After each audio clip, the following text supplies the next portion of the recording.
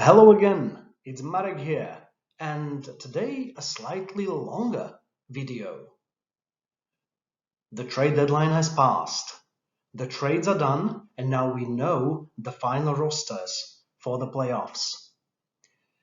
People like to judge immediately, as soon as something happens. Who won a trade? Who got fleeced? It's very difficult to say due to the fact that many of those trades also include draft picks. When I saw this trade, my immediate emotional reaction was, oh my God, Bruins, what are you doing? And then I stopped myself, like, hold on a second. This trade may be very good for them. It may be very bad for them. We now do not know the order in which the teams are going to pick. And the first rounder this year may be a 20th. It may be a 28th. It may well be the 32nd. Don't tell the hockey guy. He would be very happy. So how do we know the value of those picks? The second rounders in 2023, in 2024. We don't.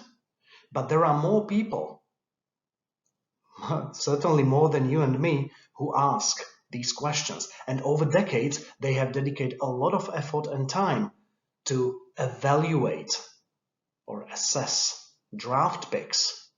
Are they really that valuable? Michael Schuckers offers an analysis pertaining to the years 1988 to 1997. Probably the graph does not take you by surprise that the probability of making it to the NHL and playing 200 or more games is much higher for first round picks than later on. It just goes down and down and down. He also offers the summary of probability for individual rounds and also offers the probability for positions, the forwards, the defensemen, and the goalies. I found this slightly unfair to the goalies because imagine a good backup goalie who is recognized, who is solid, and plays 20 to 25 games per year.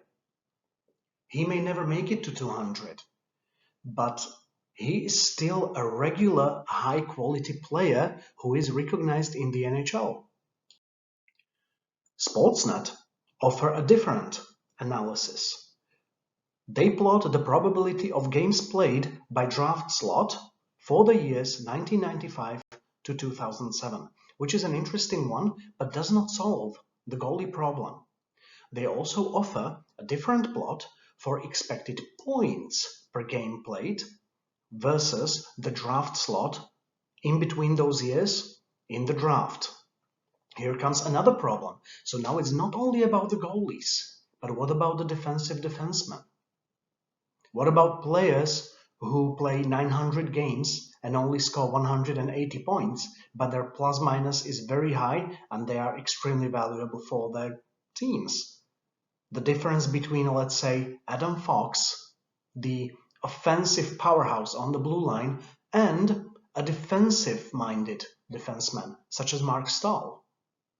Is this fair? In 2017, the Puckonomics website came with an analysis of drafts starting in 2005 and finishing in 2015. So from their point of view, they went through the last decade and they decided to evaluate it in 2017. And we can see the numbers of players, how many of them became NHL regulars, how many of them made it to playing this time not 200 games, but 160 plus games, and also the percentage of such players. But hey, there are some players who develop slower. Not everyone who was drafted in 2011 had played 160 plus games in 2017. So we maybe need a different approach. So I took the objective statistics and yes, I contributed with my own opinionated input, where in my analysis I decided to divide players into 5 categories, 5 levels, and we can see it here. Level 5, those are future Hall of Famers or already Hall of Famers, superstars, legends, generational talents. And when we say this, there are names which immediately pop, such as Sidney Crosby, Connor McDavid, Victor Hedman, Marc-Andre Fleury. There are these names, and yes, it's that type of player. Level 4, that is a star, a very valuable player. Somebody who is really good, but probably will not make it to the Hall of Fame. Can you remember the 2000 entry draft where Mike Milbury drafted the goaltender Rick DiPietro first overall? 2 wingers, very good scorers, were chosen right after him. Number 2, Danny Heatley. Number 3, Marian Gaborik. Both of them are level 4. They are not Hall of Famers. They were stars and they were really very valuable for their teams. For level 3, I went with regular NHLers. And when you take a look at the current rosters of the NHL, this is the most populous category because it does not differ whether it's a productive player or not very productive player, but it is someone who does not get sent to the minors, who plays full seasons in the NHL, 300 games, 500 games, 600 games, regardless of the point production, somebody who is good. Level 2 is the depth, in this case probably very deep depth, occasional players. In other words, imagine a player on a string, minor NHL, waivers claimed, minors, NHL, waivers claimed again, and so on. So there are players who have played 220 games in the NHL across 7 seasons for 5 different teams. They contribute, they are deep players or depth players. When somebody gets injured, you need somebody else to fill in. That's the player. And then category number 1, little to no NHL experience, so-called busts, players who played very little or not at all. Imagine a player who played 50 games throughout his career for 4 different teams across 6 seasons. His impact on the overall performance of his team is very low. And then there are players, of course, who have never played in the NHL. The important thing is absolutely clear, obviously. Number 1 is the absolute majority of all draft picks across all draft years. In my analysis, I decided to go for the years between 1997 and 2012. 1997, when I was 14, I loved NHL. It's familiar circumstances for me to start with those players. And 2012, it's been 10 years since that draft and enough time to make it clear whether those players are NHLers or not. And this is the result. And you can see that the trend is very similar to all those trends that I showed you beforehand. In other words, even though I thought that it was unfair to defensive defensemen, to goalies, it was not completely true because the trends are still here. They are very similar. But still, I noticed something strange with the Puckonomics analysis. They went through the quality players 160 plus games in 2017, and my count of quality players for years 2011 and 2012 is much higher. Their overall rating in the first round, second round, third round, fourth round, the average overall is relatively high when you take a look at the other numbers. What's wrong with their analysis, or what's wrong with mine? And I probably have the answer. It's a hypothesis. But in 1997, generally in 1990s, when a player got drafted very early, in the age of 19, 20, a player was thrown out there, show us what you can do, show us how you perform. Whole season lockout happened, then another small season lockout happened.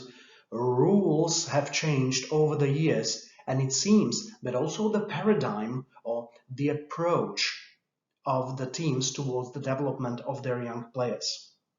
Nowadays, when you take a look at some of the good players in the NHL, many of them broke into the league as late as 23 or 24, when they were physically developed, mentally, hockey-wise developed, and ready to play. So it seems that the managements and the coaching staffs became more aware or more patient with the development of the players. So the 2012 draft is not as bad as it is shown here with the analysis by the Pukonomics. My numbers are different.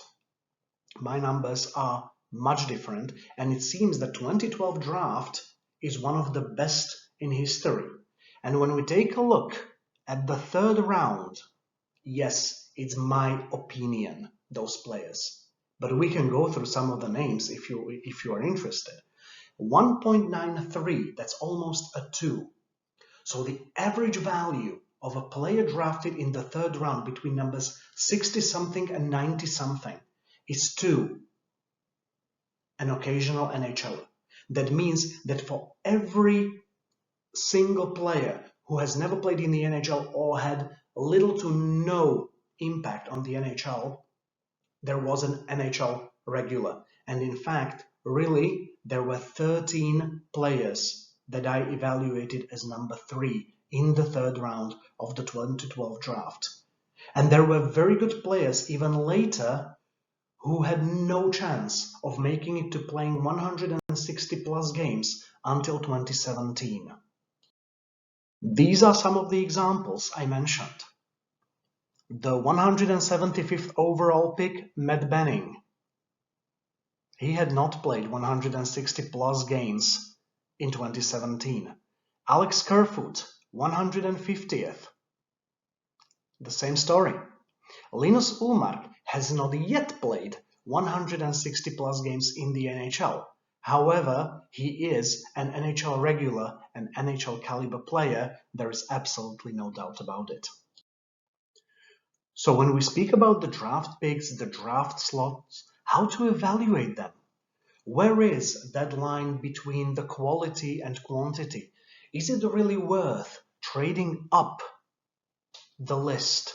Is it really worth trading down for more picks for the quantity? Where is that red line? There is no red line. It's not clear-cut, but it seems that there are some areas where you know that a player has very high probability of being very good, and that's the place where it is worth trading up. And yeah, greetings to Mike Milbury. Don't ever trade top 5 picks. Jason Spezza, 2001. Then there is this area where quantity dominates the whole thing. And we see that all these graphs, the one in the article regarding 1988 through 1990s, the one 95 through 2007, the one of mine which is 97 through 2012, they all have the same trend. So there must be a solution to this. But is there really? And for every single year? Of course there is a solution. There must be one. That's why scouting exists. That's why we have these rankings of players. That's why we are awaiting the final list or the final order of the teams and when they are going to pick. Is 2022 going to be a deep draft? I've heard so, but I also heard a different version. 10 to 15 really, really good players, but the draft overall maybe not so deep. I cannot evaluate which version is true, and it's also only estimation on their part. So we will need to wait to see what happens, and it's going to take several years. The magic beans are still magic beans, but if there is a deep draft, 2003 comes to mind, which is generally recognized as one of the best drafts in recent history. That means that there are many players who made it into the NHL and became regulars.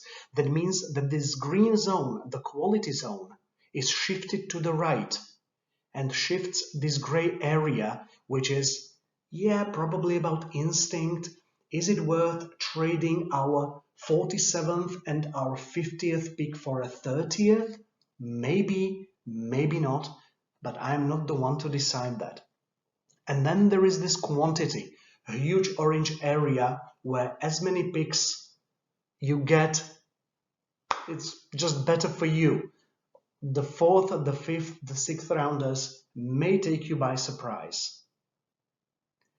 And then there is another thing which probably deserves its own video, and it is the game theory. 2 minutes ago I mentioned 37th and 47th pick, and this is where game theory comes into the whole view. I want to pick the best player. Really? I want to pick the best player who won't be there when I pick again. I want to pick the best player who is the category that if I don't pick him, the next manager picks him. And that's the game theory. So there is this guy, and I know that I can pick him 37th. Is he going to be still there when I pick again at 47th? Or does anybody else take him? And this is a completely different point of view. This is completely different sphere of problems that can be probed. What are your thoughts on quality and quantity? What are your thoughts on trading up and trading down? Are my thoughts, my ideas, my opinions correct? Tell me what you think. Use the comments. I'm glad you watched this video. It was a pleasure to make it. Take care and see you again.